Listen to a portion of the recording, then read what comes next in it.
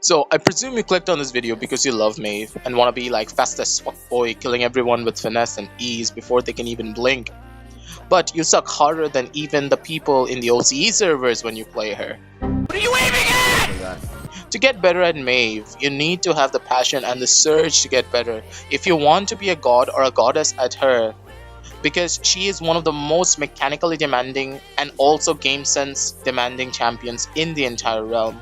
If you just play Maeve because you're into Neko Girls, hentai, and her tail, then just please switch over to Io and bask in her twitchiness Attention-seeking kawaii shit. and her. Anyways, hopefully by the end of this video, I can give you all the knowledge I have, starting from mechanical skill to game sense for Maeve, to take you from a lonely kitten to a mean, bean, cute killing machine.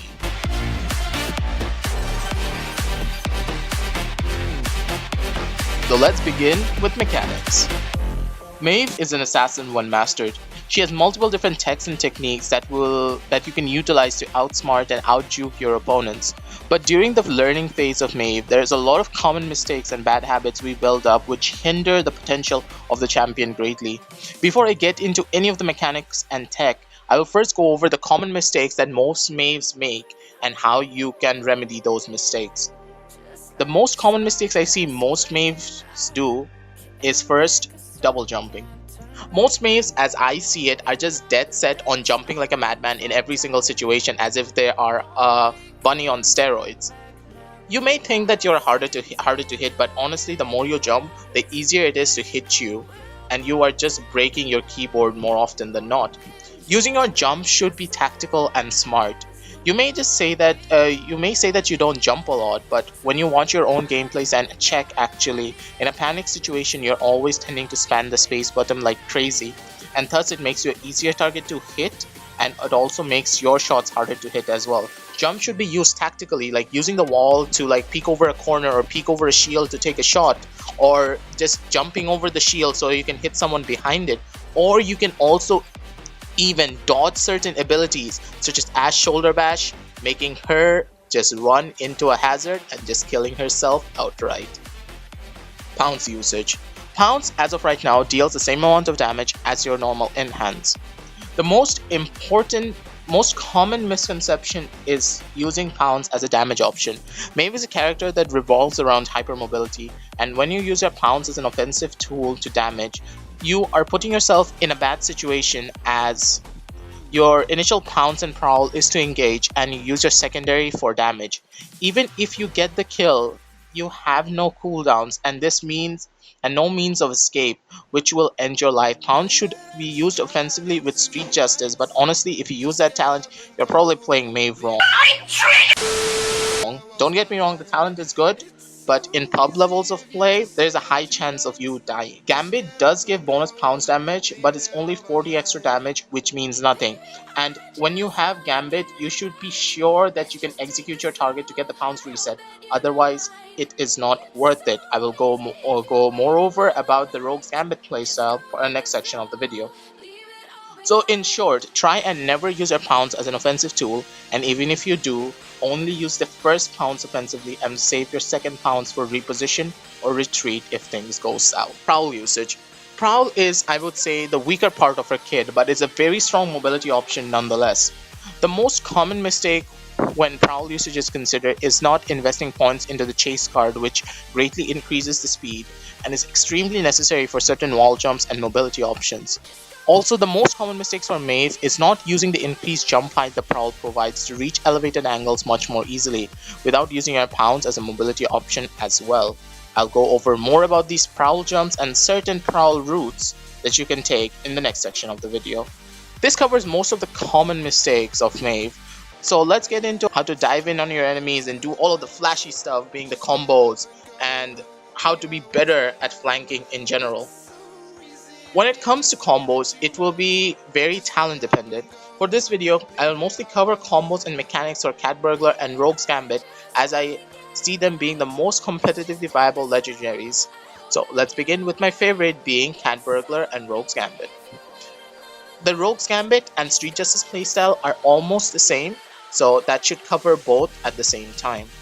This section will highlight everything about our base kit as well as the playstyles of the specific legendaries, as they are quite similar.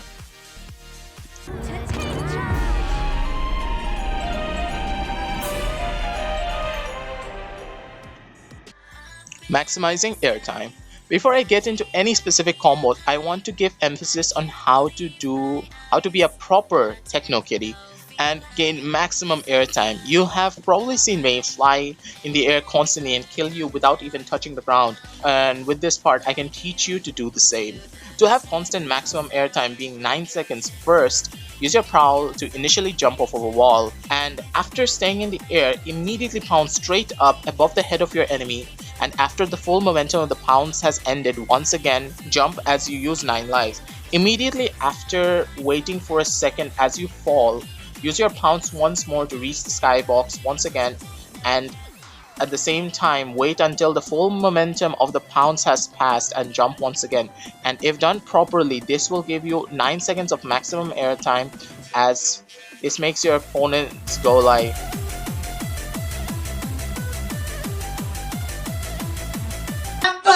What the fuck? What the fuck? Combo 1.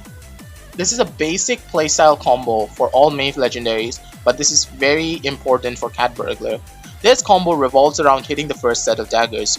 When you use Prowl to engage, do not use your pounce to get closer unless you hit your first initial daggers. The Cat Burglar playstyle revolves heavily around the importance of hitting your first set of daggers, as it sets up the aggression for you as well as your team. After you have confirmed the first set, immediately jump in, taking height above your opponent's head with your pounce, as you can now easily shoot down at your opponent, getting the kill or forcing them to retreat, as you have your 9 lives to force yourself back as well. Let's say that you missed the second set of daggers. Don't worry too much, as after you pounce, you can just immediately jump to gain more air time as your 9 lives, to gain more time for one more dagger set to confirm the kill or to before you pounce out. And even if you do not get the kill, at least you have your secondary pounce ready to get out of the sticky situation. Prowl cancellation. This is the most important tech you need to learn when using Cat Burglar, being the Prowl cancellation for bonus damage. This tech should only be used, and I repeat, only be used when the bonus damage is required to get the kill when you are in the air. This tech is done when you use your Prowl for engagement, which, being in the air, you can activate Prowl mid-air while holding your fire button, and this will instantly cancel the Prowl and give you the bonus damage immediately. This is risky as you're using your Prowls as a mean of bonus damage, but this is effective if used wisely. This can be done after using 9 lives, as going to be using your secondary pounce as a way of retreating or repositioning. So this should not punish you in any way if you Are you sure about that? if you position yourself properly. Plus, this makes you look like a flying techno kitty, as it reduces fall speeds. Pounce tech. As mentioned previously, after you pounce, you have the chance of jumping a third time even if you double jump. To gain maximum airtime as Maeve, this is very important that you keep this in mind, as this jump can be used to gain a height as well as dodge incoming damage from your enemies, as the jump can throw off your enemy's aim. The jump tactic is simple enough, as after you pounce, you can press space once more to dupe incoming enemy fire and stay in the air for longer. But I must put a lot of emphasis on the fact that you must delay your jump after the full apex of the pounce momentum. After your 9 lives, you can rinse and repeat the process to gain even more airtime, and with Prowl cancellation tactic, you can be one deadly kitten. Usage of pounce to dodge incoming damage. Maeve's pounce in my eyes is one of the best tactical abilities in the game, as if used smartly you can survive any situation with the proper use of the ability. This ability should almost always be used in conjunction of your enemy's abilities, as you use your initial one to engage the target and use your secondary one after 9 lives to juke enemy abilities and enemy fire. Examples of this cases being Leon's ultimate, Drogo's Dragon Punch, Can't touch this.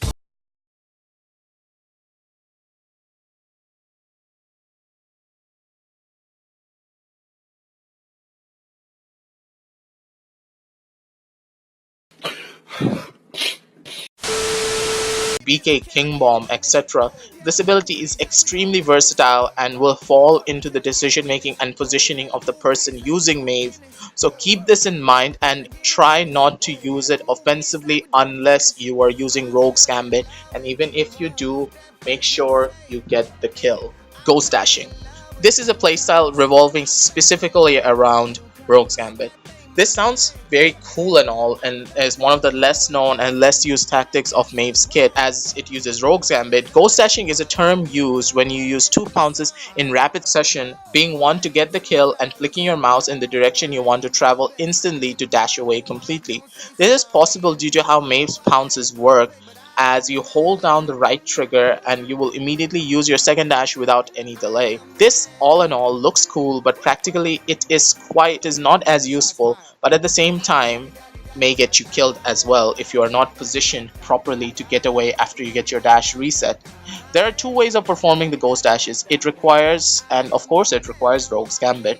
First possible method is using the dash to execute a target you are certain that they are low health. This requires some mental game sense, as you need to keep in mind how many dagger sets it requires to kill the target so you can pull off the full execute combo and then dash out. Second method is the use of predictive dagger strike combo. After your initial pounds, you gain height and predictably holding your RMB to immediately dash when the reset comes through. But this second method is a lot more reliant on you guaranteeing your kills. Otherwise, well, you will end up looking more like an idiot and fall from the sky as you didn't kill your enemy and you're gonna die as well. So yeah, have a cookie. Now that you're growing up and training hard to learn all the skills you need to be a deadly assassin, your intellect must also grow in with that, otherwise you will feed your brains out like this guy. Hey, fuck you, man! As you know, with power, knowledge of how to use this power is also very necessary. Anyways, I'll cut out the bad stuff, and so let's get into how to grow proper brain cells as you train with your other skills, with the next section being game sense. I'll repeat as I did in my EV guide, there is no real handbook for game sense, so it all depends on you learning over time, but these small tips should help you out in the long run and get you started. First let's talk about ultimate usage. You may ask why I have put this here over the mechanics section. I believe her ult is much more of a game sense based ability than anything else, and should be used in conjunction with your team. For example, using your ultimate when the enemy team is chasing you to your high ground angle. You can use it to block off the enemy lines of sight to your team, as well as you are allowing them to rain hell on them as they are busy trying to find you and trying to reposition themselves as you have pulled them out of position, and you are also able to do poke damage while being safe as they are not able to see you. The ultimate can also be used to engage, as it does make your prowl silent and you can pounce on your enemies and steal their lunch money without them even suspecting anything at all. Map knowledge. As for any flanker, this is highly important for every flanker to know the proper flank routes, but with Maeve, due to the aspect of her having such high mobility, she has a much more easier time reaching certain angles and positions compared to other characters. Map specifics for Maeve would be, honestly, in my opinion, every single map.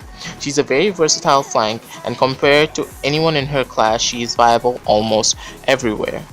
And she has no weak map, but I will say that her strongest map in my eyes are Stone Keep, and as you can maximize the use of her Prowl jump height increase to its fullest potential.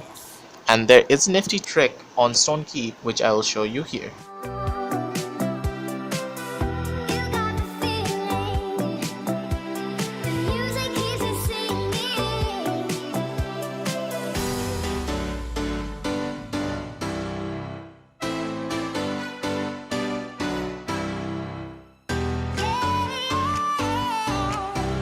Importance of poke and stalling. Please, for the love of God, don't always feel the need to flank. The main reason why Maeve is such a strong flanker in the current meta is her ability to poke the backline and create openings herself by helping her team as a backline damage before diving in. She is one of the best tank pokers in the game, and is neck and neck with Eevee for that reason. If you always try and get up close without getting an opening, you may get a kill, but you will die in the process, and your presence is no longer there, and you are no longer being a nuisance to the team and putting your team in a 4 versus 4 situation, or even 4 versus 5 if you die in the flank. Sometimes just poking a tank or a healer will force them out of position in a fight, allowing you to dive them without any issues, or even opening up them to your backline DPS so they can get another easy shot at them. It also makes you an absolute nuisance, as you are a flanker and your job is not to just get kills, but to make the enemy team look at you, enabling the other members of your team, as you have created space for them, as everyone on the enemy team is now chasing you. And also, you should remember to position yourself properly during this time. Also, in the background clip, you can see that I'm not really diving in to kill any of my targets, but I'm opting to hold both DPS players back so that my team can freely attack the tanks and burn through them, as there is no DPS support. Even if you're not getting a lot of kills in the process, at least the enemy team will know how much of a pest and a nuisance you were being for the entire match.